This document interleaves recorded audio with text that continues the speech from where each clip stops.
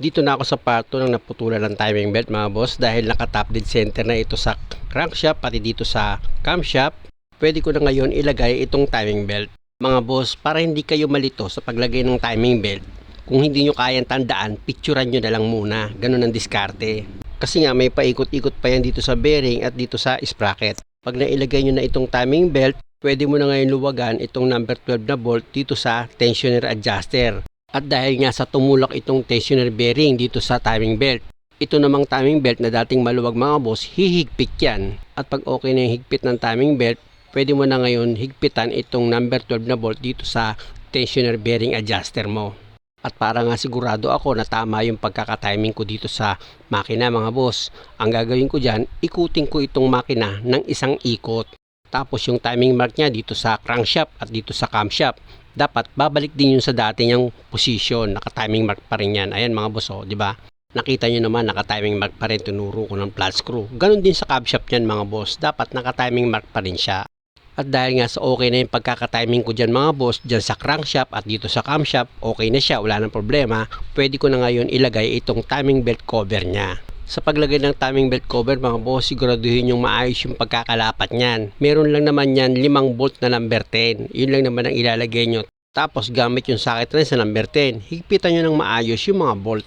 At pag nakompleto mo nang mahigpitan yung mga bolt dyan sa timing belt cover, pwede mo na ngayon ilagay itong crankshaft pulley niya. Siguraduhin mo lang maayos yung pagkakasentro mo dyan. Tapos ilagay mo na yung bolt na number 19 dito sa crankshaft pulley.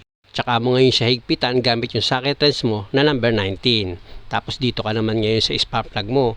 Dahil nga sa tinap overhaul ko ito mga boss, at yung spark plug niya, kailangan na rin palitan. Ito na ngayon mga boss yung bago. Ilalagay ko na yan. Sa paglagay naman ng bagong spark plug mga boss, madali lang naman. Nakita nyo naman kung paano ko ginagawa.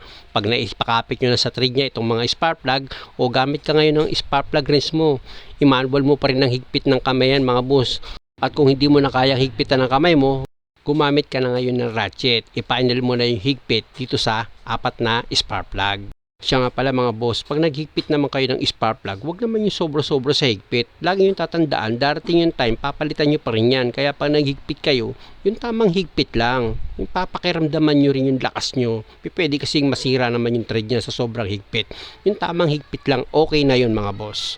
At dahil sa okay na yung mga boss, inilagay ko na itong valve cover niya. Siya nga pala, hindi ko na naipakita sa inyo yung pag-adjust ng valvula dahil sa machine shop pa lang, in-adjust na yan. Dahil ang mangyayari dito mga boss, after 1 week, babalikan ko ulit itong ginawa ko para ma-check ko siya ulit kung meron siyang leak. At itong valve cover, bubuksan ko ulit yan at magre-readjust ako ng valvula. At dahil sa nailagay ko na itong valve cover, isunod ko naman dyan yung hose dito sa PCB valve. Nakita nyo naman, inilagay ko na rin yun. Tapos isunod ko naman sa ilalagay itong air filter housing niya.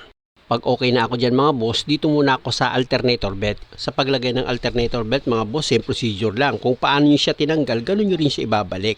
At pag nag-adjust kayo, gumamit lang kayo ng tubo na pwedeng ipantulak nyo dito sa alternator para itong fan belt mag-adjust siya. At pag nag-adjust naman kayo ng fan belt dito sa alternator, wag naman yung sobra sa higpit, yung tama lang. Tsaka mo ngayon ilak itong mga bolt. At dahil sa okay na ako dyan mga boss, dito naman ako sa high tension wire. Bago mo ilagay itong high tension wire, meron niyang firing order na 1342. Pero kung hindi mo kabisado, tandaan mo na lang yung high tension wire kung saan mo siya binunot. May kanya-kanya namang haba yan, hindi ka rin magkakamali. At dahil okay na ako dyan, ilagay ko na itong idler pulley ng aircon. Meron niyang nut mga boss na number 14. Ipakapit nyo muna yan dito sa thread niya dahil nga sa ilalagay ko pa itong belt ng aircon. Dahil mag-a-adjust ka pa dyan mga boss, kailangan may isetting mo muna ng maayos itong belt bago mo higpitan itong nut dito sa idler bearing. Tapos gamit ka ng socket wrench sa number 10, i-adjust mo muna itong aircon belt mo dito sa idler bearing adjuster niya. Sa pag-adjust niyan mga boss, nakita nyo naman, di ba? Kinakapaka ko pa yan para sigurado ako. At pag okay na yung pagkaka-adjust nyo, pwede nyo nang higpitan yung nut niyan. Ayan mga boss, nakita nyo naman, di ba? Hinigpitan ko na itong nut niya.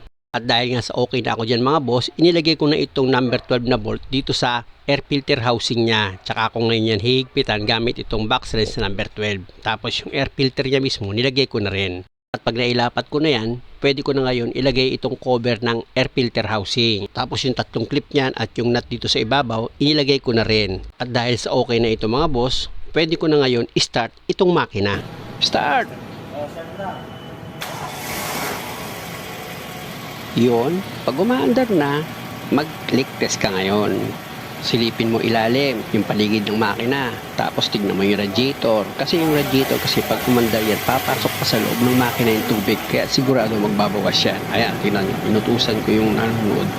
Pakilagyan, sabi ko. Mabuti naman at itong nanonood ay mabait. Ilagyan nyo nga. Kaya totoo nga eh. Yung mga meron, madali lang yung utusan. Mababait sila. Muli po, maraming salamat sa panonood. Sana po meron po kayong natutunan kahit kaunti lang. At sana huwag niyo naman pong kalimutang mag-subscribe sa channel ko. At pakipindot na rin po yung notification bell para lagi po kayong updated sa bawat video na ginagawa ko. Salamat!